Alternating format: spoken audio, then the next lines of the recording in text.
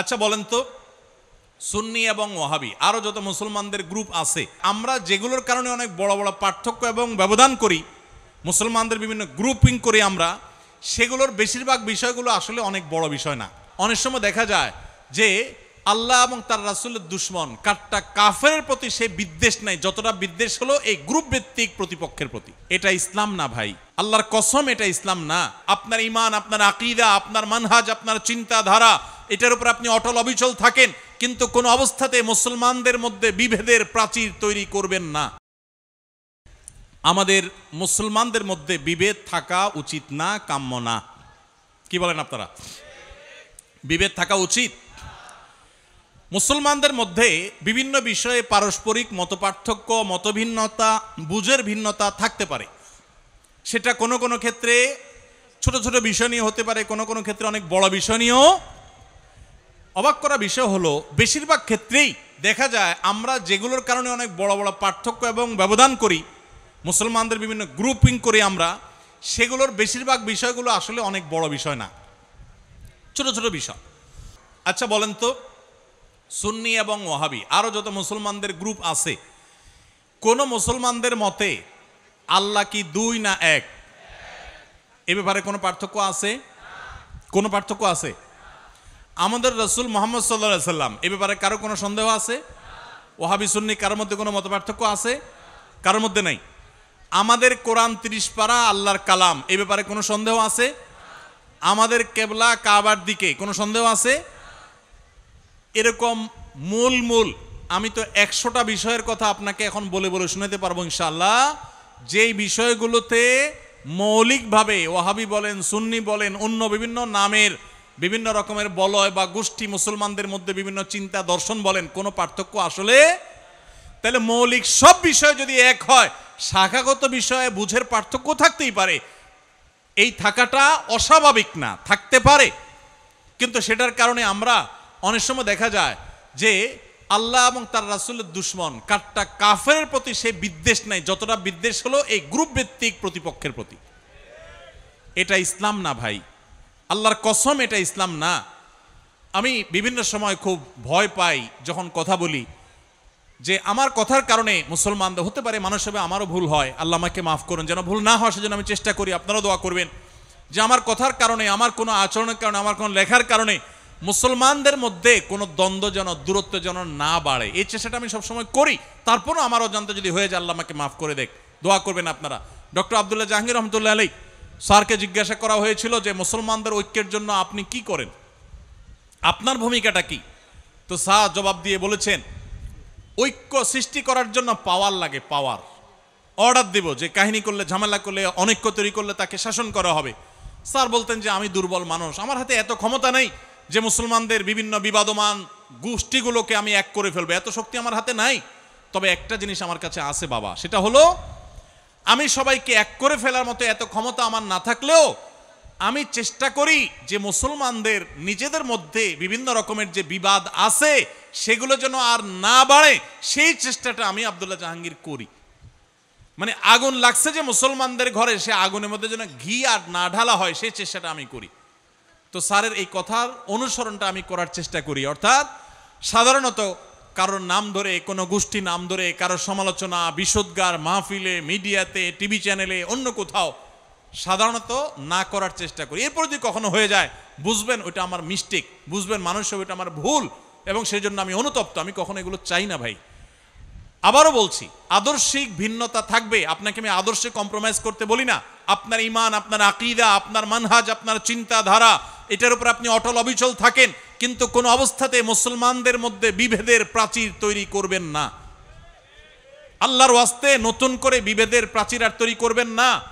সমস্ত কুফুর অপশক্তি আজ একাট্টা হয়ে গেছে, শুধু আমরাই বিভক্ত। আমাদের এখন বিভক্তি দূর করে একেবারে গলাগলি করে কাছে আসি হতে হবে, আমি এমনটা বলছি না। আপনি আপনারটা করেন, উনি ওনারটা করুক, মতপার্থক্য আপন জায়গায় থাকুক, কিন্তু দিন শেষে মনে রাখেন উনিও আপনার কেবলাকে কেবলা মনে করেন, উনি আপনার রাসূলকে রাসূল মনে করেন, উনি আপনার আল্লাহকে আল্লাহ মনে করেন, উনি আপনার কোরআনকে কোরআন মনে করেন, উনি আপনার হাদিসকে হাদিস মনে করেন। আপনি 5 ওয়াক্ত নামাজ ফরজ মনে করেন, উনি 6 ওয়াক্ত মনে করে না, 4 ওয়াক্ত মনে করে না, উনিও 5 ওয়াক্ত নামাজকে ফরজ মনে করে। উনি ইসলামের 5 রকমের কথা বলে, আপনিও 5টার কথা বলেন। মৌলিক সব বিষয় আপনার সাথে তার মিল আছে, কিছু বিষয়ে যে অমিল আছে, পার্থক্যের জায়গা আছে, আপনি সুন্দরভাবে যৌক্তিকভাবে প্রমাণ দিয়ে, দলিল দিয়ে, যুক্তি দিয়ে, আপনার কথা দিয়ে, অনুপম আদর্শ দিয়ে, আপনার হিকমা দিয়ে, আপনার প্রজ্ঞা দিয়ে, আপনার জ্ঞান দিয়ে আপনি আপনার ভাইকে, যিনি ভুল পথে আছেন বলে আপনার মনে হয়, আপনি তাকে বুঝাবার চেষ্টা করেন। আল্লাহর ওয়াস্তে ওয়াজ মাহফিলের মঞ্চকে, আলোচনার মঞ্চকে, মাইককে, টেলিভিশন মিডিয়ার ক্যামেরাকে, মাইককে, এগুলোকে গাল মন্দের ক্ষেত্রে পরিণত করবেন না। আপনারা যারা সাধারণ মানুষ আছেন, আপনাদেরকে আমরা বলবো যে সর্বস্তরের সাধারণ ভাই বোনেরা, আপনারা আল্লাহর ওয়াস্তে হুজুরদের কেউ যদি এরকম দলাদলি এবং গ্রুপ করাকরি করে, ডিভাইড এবং আপনার এই জাতীয় পার্থক্য তৈরি করে, গ্রুপিং করে, বাড়াবাড়ি করে, আল্লাহর ওয়াস্তে এই কাজটাতে হুজুরের সহযোগিতা করবেন না। আপনি আপনার কাছে যেটা সঠিক মানুষ আমল করবেন। আল্লাহ আমাদের সবাইকে মুসলমানদের ঐক্যের প্ল্যাটফর্ম যেন তৈরি হয়। দেখুন, আমাদের পার্শ্ববর্তী অনেক দেশ, পৃথিবীর অনেক দেশ বিভিন্ন মতের মুসলমানদের একত্র হতে আমরা দেখেছি, কিন্তু আমাদের দেশে সেগুলো নাই। বিভেদ দিন দিন আরো বাড়ছে, বাড়ানো হচ্ছে। আল্লাহ আমাদের সবাইকে এই বিভেদগুলো দূর করে ঐক্যের পরিবেশ তৈরি করার মতো কাজ করার তৌফিক দান করুন। সবাই চেষ্টা করতে পারবো না ইনশাআল্লাহ? চট্টগ্রামে একটা প্রচলিত কথা আছে, পীর না ধরলে নাকি বেহেশতে যাওয়া যাবে না, সরাসরি নাকি আল্লাহকে পাওয়া যায় না। কথাটা কতটুকু সত্য?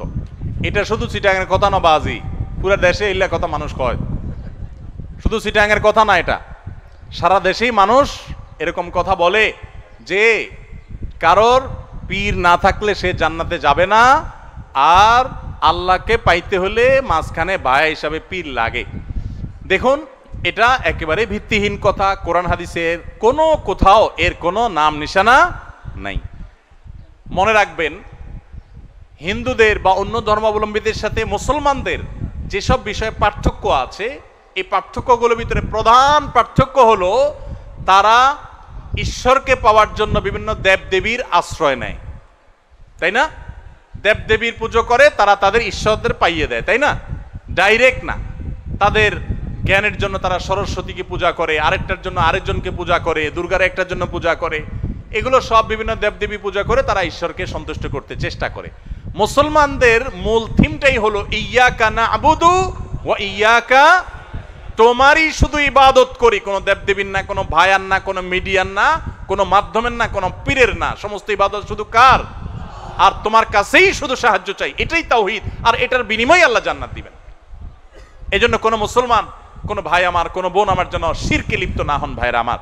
হ্যাঁ, অবশ্যই পীর নাম দেন, অন্য কোনো নাম দেন, আপনি কোনো একজন আলিম, কোনো একজন মুত্তাকি পরহেজগার বা একাধিক কোনো ভালো মানুষ তার সান্নিধ্যে আপনি থাকলেন ভালো হওয়ার জন্য, তার কাছ থেকে গাইডলাইন গ্রহণ করলেন, কোরআন হাদিসের আলোকে যদি তিনি বলেন তাহলে সেগুলো নিলেন, এটা তার কাছ থেকে ভালো কিছু গ্রহণ করবার জন্য করলেন, এগুলো জায়েজ আছে।